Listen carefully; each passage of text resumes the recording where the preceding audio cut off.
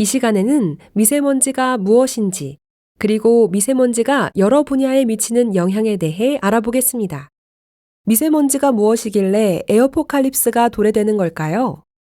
미세먼지는 말 그대로 미세하게 작은 먼지입니다. 이 미세먼지는 어떻게 생기는 걸까요?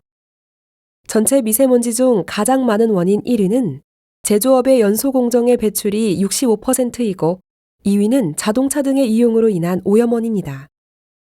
또한 전체 초미세먼지 중 16%는 선박 등 비도로 이동 오염원에서, 16%는 도로 오염원에서 발생됩니다.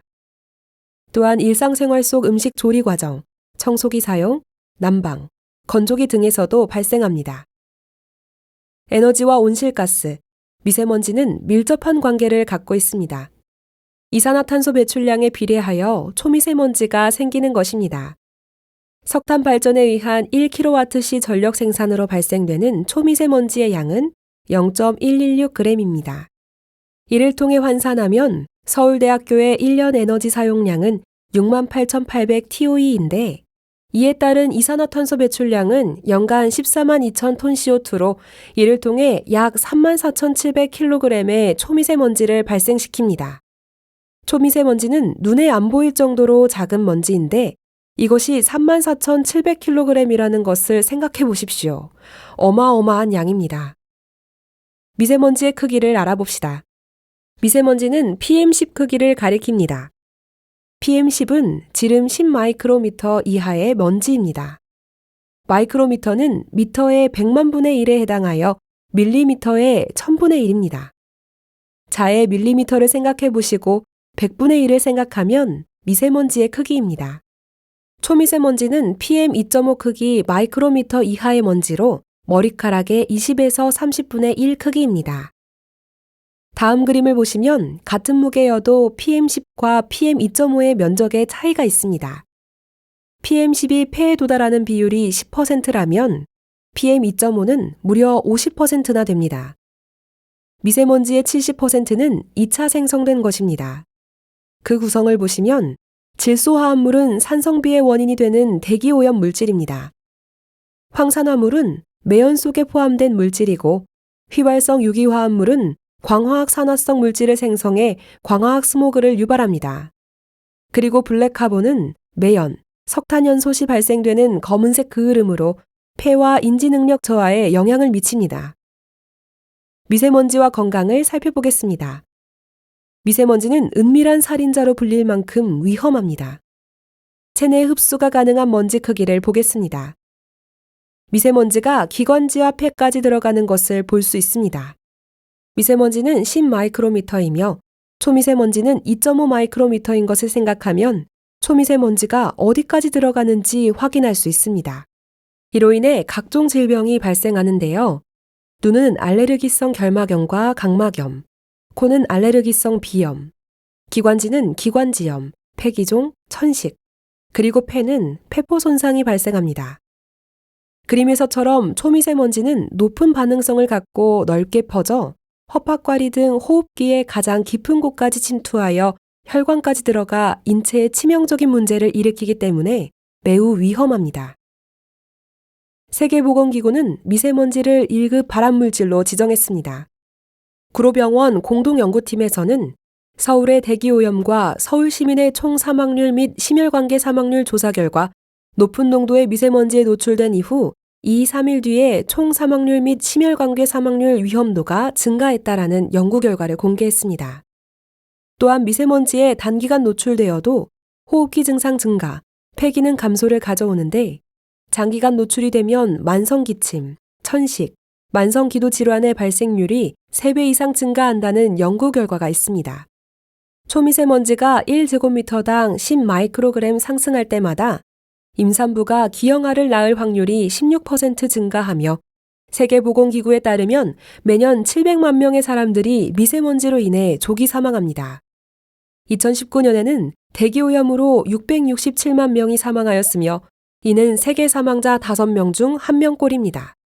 또한 대기오염으로 인해 전 세계 신생아 47만여 명이 생후 한 달 이내에 사망했습니다. 미세먼지와 거주 환경에 대해 알아보겠습니다. 미세먼지는 거주 환경에도 영향을 미칩니다. 2014년 상하이 사회과학원의 세계 40개 주요 도시 대상 최악의 거주 환경 조사 결과 1위는 모스크바였습니다. 그 이유는 길고 추운 겨울 때문이었습니다. 그리고 2위는 바로 중국 베이징이었습니다. 그 이유는 끔찍한 대기오염입니다. 베이징은 원래 날씨 때문에 최악의 거주 환경이 아니라 인간의 활동 때문에 최악의 거주 환경이 된 것입니다. 차이징 의사 저우휘추는 1년 중 며칠만 해를 볼 수 있어요. 우리 마을은 온통 검정색이죠. 빨래를 해도 금방 더러워져서 아무도 옷을 빨지 않아요. 그러니 기생충이 많죠. 라고 말했습니다. 미세먼지는 농업에도 영향을 미칩니다. 중국 농업대학의 허동시안 교수는 베이징 지역의 대기오염은 농업 분야의 핵겨울, 즉 핵전쟁 이후 지구 한랭화 현상과 가까운 영향을 미칠 것이라고 비유했습니다. 공해물질이 농작물을 재배하는 비닐하우스 표면에 부착돼 태양을 차단하게 되어 농작물이 광합성에 필요한 태양광의 50%밖에 못 받는다는 것입니다. 중국 농업대학의 허동시안 교수는 농업 분야의 핵겨울에 대해서 이렇게 말했습니다. 토마토와 고추로 실험을 했는데 실험실에서 2주 만에 발화했던 토마토와 고추가 베이징의 농장 온실에서는 2달에 걸려서야 싹이 텄습니다. 식물 생존 문제가 기가 막힐 정도로 심각하다는 얘기죠. 만일 베이징의 스모그가 이대로 지속된다면 국가의 농업 생산은 반드시 타격을 입을 것입니다. 대부분의 농장은 그야말로 스모그 패닉 상태입니다. 다음은 기후난민입니다. 에어포칼립스와 기후난민, 어떤 관계가 있을까요? 기후난민이란 지구온난화 등 기후변화로 인해 삶의 터전을 떠나야 하는 사람들을 가리키는 말입니다. 그런데 이제는 대기오염으로 삶의 터전을 떠나야 하는 사람들이 생겨났습니다. 실제 2014년 상하이 연구조사기관 후룬의 발표에 따르면 60만 달러 이상의 자산을 소유한 부유층의 약 3분의 2가 환경과 관련된 문제를 주된 원인으로 중국을 떠났거나 떠날 계획이 있는 것으로 확인되었다고 했습니다. 2015년 부룩 라모의 기고로 뉴욕타임스에 소개된 내용입니다. 지금 나는 중국 동부의 심각한 공해를 피해 아들 둘과 함께 고향 애리조나로 폐쇄적 휴가를 왔다. 그러자 5살짜리 아들이 내게 물었다. 아빠, 하늘은 항상 이렇게 파래요? 베이징에서 대부분의 생애를 보낸 아이가 배운 첫 중국어는 우란, 즉 공해다. 주로 베이징에서 하늘을 보며 산 아들방 천장에 푸른색 바탕에 은하수의 별 사진을 붙여보았다. 혹시나 하늘이 원래 회색이라고 생각을 할까봐 걱정이 됐다. 상하이의 밤하늘을 보면서 별 이름 맞추기 앱을 보면 보이지 않는 별들이 부지기수다. 그 보이지 않던 별들이 이곳 애리조나에서는 다 보인다. 대기오염으로 이렇게 폐쇄적 휴가까지 유행하게 되었습니다. 미세먼지와 지구온난화의 관계를 알아보겠습니다. 바람은 공기가 기온이 낮은 곳에서 높은 곳으로 이동하는 것인데요. 지구온난화의 영향으로 북극의 공기가 따뜻해져서 바람이 불지 않게 된 것입니다. 왼쪽 표를 보시면 최근 10년간 전국의 대기 정체 일수는 점점 늘어나 있고 오른쪽 표를 보시면 강수일은 줄어들고 있어 이런 기후 속에서 미세먼지는 앞으로도 더 많아질 것으로 예상됩니다. 계절별로 미세먼지 영향을 보시면 봄에는 대기가 안정한 날이 많아지면서 고농도 미세먼지가 발생할 가능성이 높습니다. 여름에는 대기가 불안정해지면서 미세먼지가 상공으로 퍼집니다. 그리고 소나기나 비가 내리면서 세정 효과가 더해지면 농도는 급격히 낮아집니다. 가을엔 지역적인 대기 흐름이 원활하기 때문에 상대적으로 미세먼지가 적습니다. 겨울이 되면 난방 등 연료 사용이 증가하기 때문에 다시 미세먼지 농도는 높아집니다. 결국 대기가 정체되어 있는 봄과 겨울에 미세먼지가 많아지게 됩니다. 중국에서도 우리나라가 악성 스모그 국가가 된 것은 기후변화 때문이라며 중국의 수도권 지역을 지나는 바람의 속도가 1961년에 비해 37% 약해진 것이 원인이라 했습니다. 따뜻한 기후가 북부와 남부 간 기온차를 좁히는 바람에 찬 공기가 남쪽으로 이동하기 어려워졌고 그래서 대기오염 물질을 날려보낼 바람이 약해졌다는 것입니다. 미세먼지의 영향으로 지구온난화가 가속화되는 원리를 쉽게 생각해 봅시다. 속도와 이동의 자율성을 위해 사람들은 자동차를 구매합니다. 자동차가 다니기 위해서 도로를 만듭니다. 그런데 자동차가 너무 많아지니 도로가 막혀 오히려 속도를 늦추게 됩니다. 그래서 속도를 위해 더 많은 도로를 만듭니다.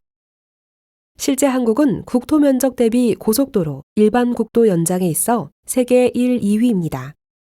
이렇게 도로를 만들기 위해 공적 자금을 투자하게 됩니다. 이에 따라 공기는 더 오염됩니다. 공기 오염으로 사람들은 가정용, 차량용 공기청정기와 일회용 마스크를 사용합니다. 우리나라의 한 가구당 마스크에 월 평균 21,260원을 지출한다고 합니다. 미세먼지를 털어내기 위해 의료관리기까지 사용하고 에너지 사용으로 인해 날씨는 더 더워집니다.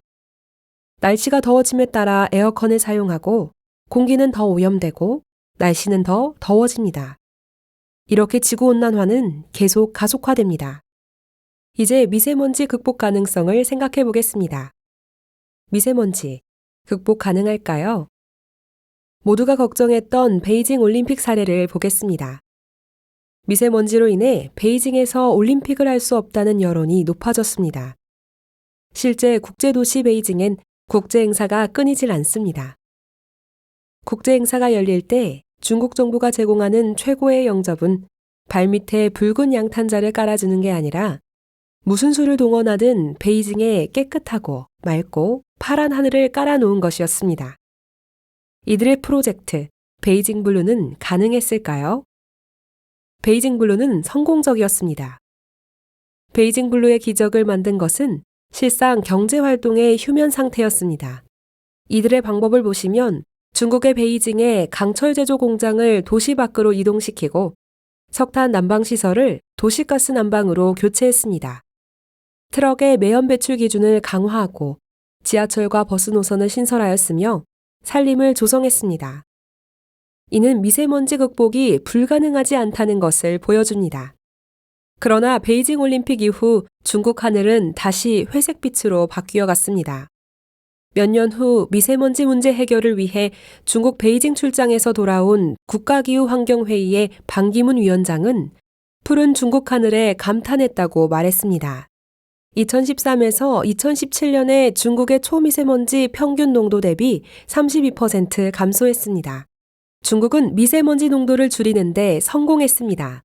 중국이 어떤 노력을 했는지 살펴보겠습니다.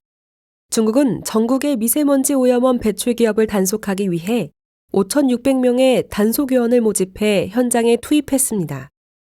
그리고 오염원 배출 기업으로 확인된 18만 개가량의 기업은 강제 폐쇄시켰습니다. 또한 베이징 등 중국의 대도시들은 석탄 보일러를 LNG 보일러로 대체시키기 위해 석탄 보일러 난방을 금지시켰습니다. 이러한 노력이 계속 발전되고 장기화되는 것이 중요합니다. 그런데 2019년에 중국발 미세먼지, 더 큰 재앙 온다. 석탄 발전소 464기 추가로 짓는 중국이라는 기사가 나왔습니다. 수년 내 설비 용량을 26%나 늘린다는 것입니다. 이러한 영향으로 20년 후에도 중국 석탄 발전에 따른 미세먼지 재앙이 크게 달라지지 않을 것이란 암울한 전망이 나왔습니다. 국가 지도자들의 올바른 가치관과 판단이 중요해 보입니다. 전 세계 미세먼지 현황은 어떨까요? 2021년 3월 26일 10시 전 세계 미세먼지 현황입니다. 노란색은 보통이고 주황, 빨강, 보라색으로 갈수록 더 심한 미세먼지를 나타냅니다. 또한 불표시는 화재가 나고 있음을 알려주는 것입니다. 대기오염 국가 순위를 보겠습니다. 1위는 방글라데시, 2위는 파키스탄, 인도, 몽골, 아프가니스탄 순입니다. 2020년, 2019년, 2018년도 순으로 평균 미세먼지 수치의 변화를 확인할 수 있습니다. 41에서 82입니다. 81에서 106위입니다. 그 외 미세먼지 측정이 안 된 국가들이 추가될 수 있습니다. 2020년 코로나19의 확산은 입자오염에 대한 노출이 바이러스와 건강에 미치는 영향에 대한 취약성을 증가시키는 것으로 밝혀지면서 새로운 우려를 불러일으켰습니다.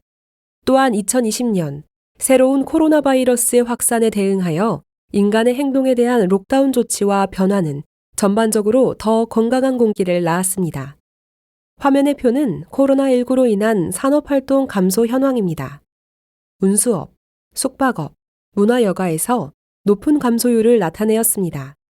이로 인해 2019년 대비 대기질은 84% 개선되었으며 이러한 현상은 전 세계 도시의 65%에서 확인되었습니다.